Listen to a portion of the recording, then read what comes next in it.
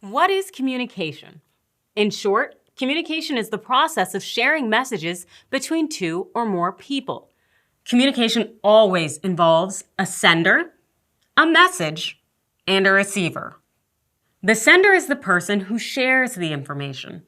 The message is the information that gets shared. And the receiver is the one who receives that information. Now let's discuss 3 different types of communication. We can communicate through various mediums. These can be verbal, nonverbal, and written. Verbal communication uses spoken words. Nonverbal communication uses wordless messages, such as hand gestures. And written communication uses text.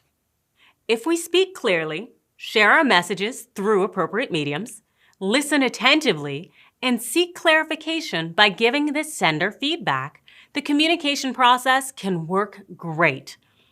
But if there's a disconnect between the sender, the message, or the receiver, the communication process can break down. Let's take a look. First, if the sender delivers a vague or unclear message, the receiver could misinterpret something. Second, if the message isn't shared through the most effective medium, the receiver could leave with the wrong takeaway.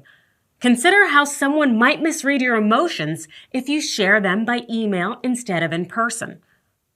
Third, there could also be an issue if the message doesn't make it to the receiver.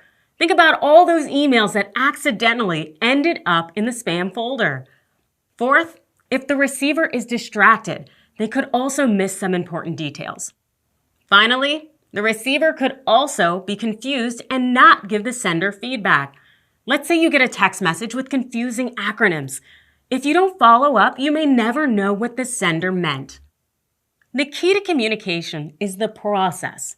If any step of the process breaks down, whether it involves the sender, the message, or the receiver, our conversations are more prone to falling apart.